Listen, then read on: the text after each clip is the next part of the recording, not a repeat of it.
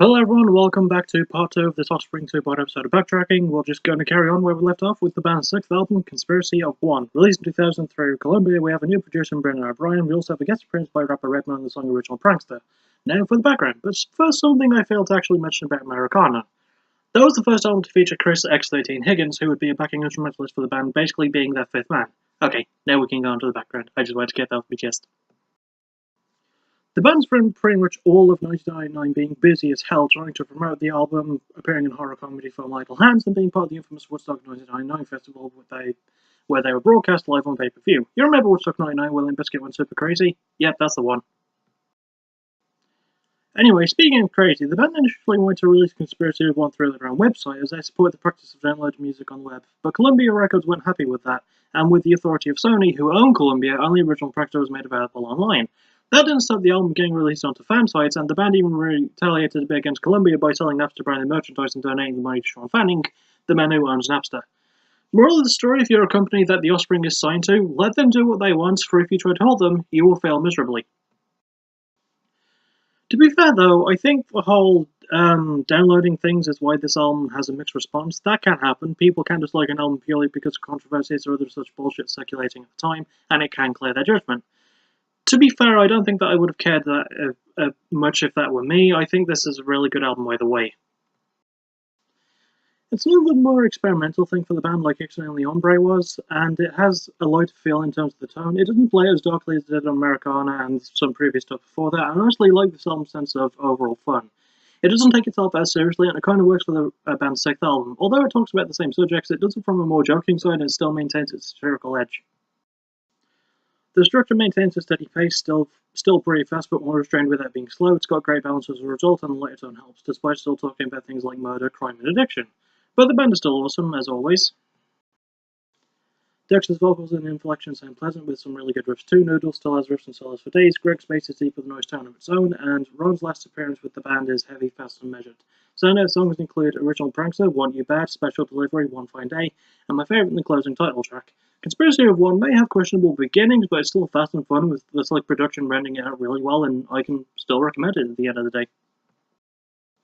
We then reached their 7th album in Splinter. Released in 2003 through Columbia, this was produced by Brendan O'Brien alongside the Offspring themselves. Now for some background. Now, the band didn't really fully replace Ron Welty at first, instead bringing in session drummer and all-around nice guy Josh Freese to record the album with, and later Adam Willard would be the full-on replacement. The album was originally going to be called Chinese Demo Crazy, use News You Lose, in brackets, a reference to the Guns N' Roses album Chinese Democracy, which is infamous for the development hell that it went through. Axl Rose, being the rational human being that he is, filed a cease and desist, then recalled said cease and desist when he saw that the band announced the title on April Fool's Day. There you go.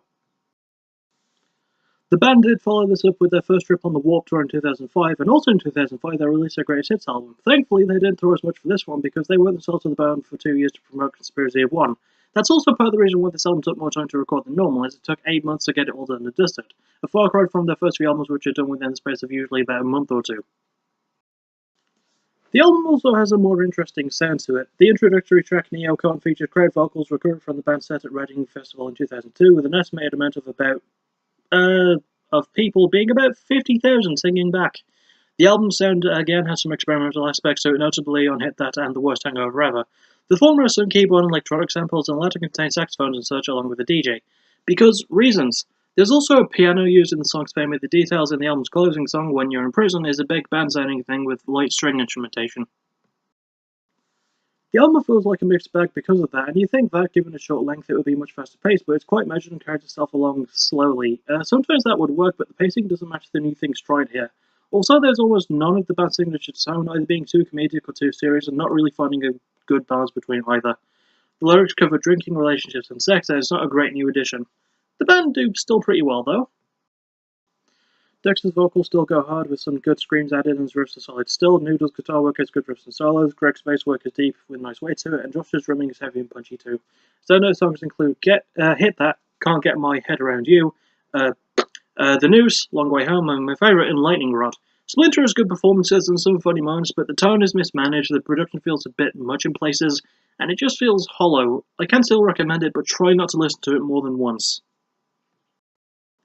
We then reached their 8th album, Rise and Fall, Rage and Grace. Released in 2008 through Columbia, this one was produced by Bob Rock and would also be the band's last album with Chris X13 Higgins. Now, background. Now, Pete Parada was technically the band's drummer at the time, but Josh Freese returned to play drums on this album mostly because Pete wasn't made official as Atom Willis' replacement. This album also took a while to get done. The band wanted to work on it as soon as 2004, about a year after Splinter came out, but there wasn't any more updates on it until about 2006. Now, at the time, this album took the longest for the band to make, but that record is soon to be broken, as we'll get into later. Because of how long it took to make the album, the band had tons of demos recorded, and new producer Bob Rock helped with the song selection process, so kudos to him. The band promoted this album well at first, playing the song Hammerhead during their performance at Japan's Japan's Sonic Festival, and to promote it before its release, they co-headlined the prestigious Soundwave Festival with the likes of Incubus and Killswitch Engage. Even after it came out, they still toured well for it, performing at California's X-Fest and headlining K-Rock's 19th annual Almost Acoustic Christmas concert. During that Christmas, the band took a break for a couple of months before kicking off a US tour at the start of 2009. Another weird thing that the band did to promote this album was stay silent about it. Fans were anticipating something new. In January 2008, the band shared a fake breaking news story to address fans who were getting tired of waiting for the album. Said update was that the band was going to buy plane tickets for their next show, which they didn't do because of shits and giggles. Basically, the band posted a fake news update saying that there was no news update because there was nothing to update at all. I get that the band has a sense of humour, but when it's a 5-year gap between albums, I don't think that it flies well, not least of all because the band were in their 40s/late 30s at the time, so yeah. Now granted, a month later they provide an actual update on their progress, but still, that aside, I think the album is pretty solid. I like the more measured pace and it's got some good stuff, good fast stuff to it as well. The lyrics cover love, relationships and politics, so it doesn't feel as disingenuous as Splinter does, which is nice. And the band still sound good. Dexter's vocals still sound solid and he has some good guitar rhythms. Noodles still has some solid riffs and solos. Greg's bass is still deep and toned well, and Josh's drumming once again holds weight and drive to it. Standout songs include Half Truism, Stuff Is Messed Up, Takes Me Nowhere. I put Stuff Is Messed Up twice, just ignore that, and my favourite in You're Gonna Go Far, Kid. Rise and Rage drags a bit, and while the band don't mature, they still have a good grasp of what they're doing here, and the production really ties it well together. I can recommend this one. So, yeah. I don't know why I put Stuff Is Messed Up twice there. Ah, well, it's a good song. And finally, we reached the band's 9th and most recent album, Days Go By. Released in 2012, it's the band's last full-length album through Columbia, and it was produced by Bob Rock again. It's the band's first album to have Pete Parada as the drummer, and also, even though Americana was my first full Offspring album, Days Go By is the first one they listened to in the year that it came out. So, yeah, now, onto the background. The band initially wanted this album to be released in 2010, but it kept getting pushed back due to more touring and the band still writing new stuff for it. I don't know what percentage exactly is new, as this album does have a re-recorded version of the song Dirty Magic from Ignition, which came out about 20 years before Days Go By did. I guess the band were hoping that people would forget about that, but I didn't.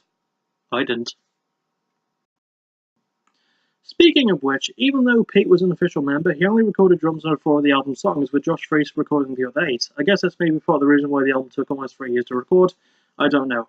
Anyway, to promote the album, they performed at Reading and Leeds in 2011, and would follow that touring up into 2012, headlining the Punk Spring Festival in Japan, and during the stage with the likes of New Found Glory, All Time Lones from 41, where they performed their song The Future Is Now. New song, rather. They then played at Rock am Ring / Rock im Park, which is basically Germany's version of Download, and Nova Rock in Austria soon followed, alongside playing the K-Rock Weenie Roast at some point too. To promote the album after its release, they toured with Neon Trees and Dead Sarah, and then co-headlining Soundwave again, this time with Metallica and Linkin Park. They kept their touring up throughout most of 2013 and even played the Warped Tour for the first time in 8 years late that year. So, despite the delays and constant touring, the question that we must ask ourselves is the album good? Well, yeah, I think so. It's maybe the best album that the band has put out in the more modern era of their work, with a good mix of the band's signature pacing, and has a decent sense of tone. Still not Americana levels, but still, the structure is solid, the production really has to work without weighing it down, and lyrics go for conformity, partying, love and sadness, and the band do a solid job, I think. Dexter's vocals still have good range, and he puts in some solid chugs. Noodles' riffs and solos sound great as usual. Greg's bass is still deep and has good riffs, and Josh's drumming is speedy, hot and heavy. Standard songs include OC Guns, Turning It to You, Secrets from the Underground, the title track, and my favourite, In Dividing by Zero. Days Go By shows that the band still have some sparks of creativity, and with good production and best-selling performances, it's an all-around solid release. I can recommend this one. I really hope they put out their new one soon, because, damn, that's a long time gap. Now it's time to wrap them up. I'd have to say my favourite is Americana. Just the pacing, the amazing grasp of tone, the writing, the production, all of that and more, just great stuff. I really love it. Least favourite is maybe Splinter. I always pick their debut, but I'll give that the benefit of the doubt because it was a debut. They didn't really have a full grasp of what they wanted to do yet. For Splinter, they don't really have as much of an excuse, and there's just this feeling of hollowness to it that I can't quite describe. But hell, it's a million miles away from the worst album I've ever heard. Anyway, join me next time as we cover Byron Bay, New South Wales own Byron Bay at New South Wales, Australia's own Parkway Drive. That's way too much to go into one. And I'll see you all for that. Well, I'll probably see you all before that because I've got hopefully a new Fire the Night to review and so on. And maybe my hair will be a bit more sensible by that point. Maybe it'll be cut off. I don't know. I'll see you all for Fire the Night if there is one. Probably sooner. I don't know. Anyway, thank you for watching. You're awesome. Bye bye.